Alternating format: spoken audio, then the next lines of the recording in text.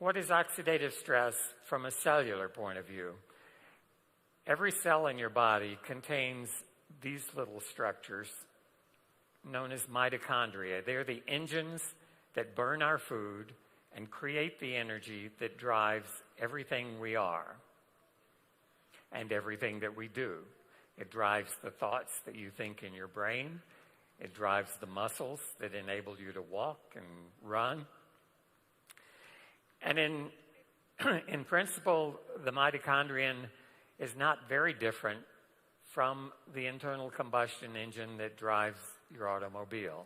It takes in food, in its case, gasoline. It takes in oxygen. It burns that fuel, and it produces energy in a useful form. One of the things that mitochondria have in common with internal combustion engines is that they are not 100% efficient. They're byproducts. Ideally, we'd like for all of that fuel to appear as water vapor and carbon dioxide, and in a perfectly designed engine, that would be the case. We haven't built a perfectly designed engine yet. Your car produces all kinds of byproducts, and your cells produce some of the very same byproducts. Specifically, one of them is this free radical, the superoxide radical. It's called superoxide because it's like oxygen, only it's super. Oxygen is what supports the combustion process. This is even more reactive than oxygen. It's really superoxygen. It's a very potent oxidizing species. It's toxic to cells. It's toxic to the parts of your car that produce it. Your cars have catalytic converters to deal with this toxic byproduct, and your cells also have catalytic converters. Those catalytic converters are called enzymes.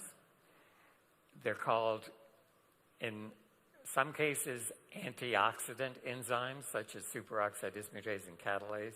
They serve exactly the same function as catalytic converters on your automobiles. What happens if you don't scavenge, take care of, convert these reactive products? They can do a number of very damaging things to biological systems. They can oxidize proteins, and the example I've shown here is an antioxidant enzyme itself called PON1, protects against atherosclerosis, very important enzyme. It's inactivated by oxidative stress. And so if you have high levels of oxidative stress, the levels of PON1 circulating in your plasma go down. They go down in many, many diseases, in rheumatoid arthritis, in multiple sclerosis, in diabetics, in patients with autoimmune diseases. It's a marker of what's going wrong in this system within your body. Too many oxidants are being produced. They're damaging proteins and enzymes. They can also damage fat, lipid molecules. And when that happens, it produces something you've probably heard about, TBARS. TBARS is an acronym, but it measures oxidized polyunsaturated fatty acids.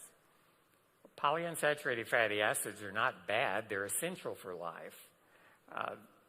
Every food you eat has some polyunsaturated fatty acids. You use it to synthesize your own cell membranes. But this free radical can damage that biological family of molecules as well. So it can damage proteins, can damage lipids, can also damage DNA.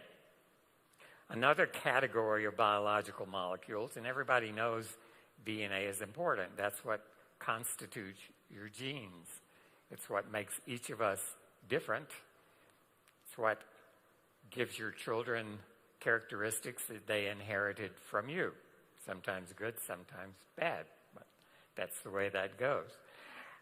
The same free radical can damage DNA. Again, not a good thing.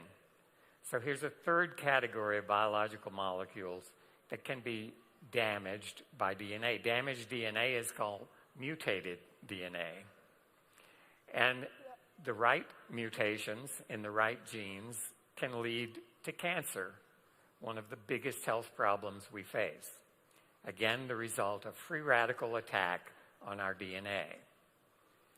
And the free radicals can also signal events in our bodies. Some of these are not always damaging, and in the right place at the right time, they're good. Fibrosis is formation of scar tissue. So if you cut yourself, you want that wound to heal as quickly as possible. And fibrosis helps that to come about. However, if your heart becomes fibrotic, it's medically known as heart failure. The pump quits working at its normal output. Not good.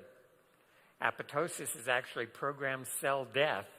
It's a way by which cells can die. At times, that's good. When you're an embryo, this process of apoptosis actually is what carves out your fingers from what looks originally like mittens. And as the fetus develops, everything goes normally, and you develop hands and fingers as you should. So apoptosis is not a bad thing in the right place. But if the cells in your heart undergo apoptosis, it's not a good thing. The cells in your brain undergo apoptosis, and you may be diagnosed with Alzheimer's disease. So all of these things require balance. Some of them are universally bad. Some are bad only when the amount is incorrect. What protects us from oxidative stress is not one antioxidant enzyme or even two, even though that's what we focused on in paper number 1. It's an entire system of antioxidant enzymes. And here we see a tiny corner of that system. The enzymes are shown in blue on this sequence of reactions. The bad products are shown in red, and the detoxified products, or the antioxidant products that help get rid of the bad stuff, is shown in green. It's the blue enzymes that make these reactions occur.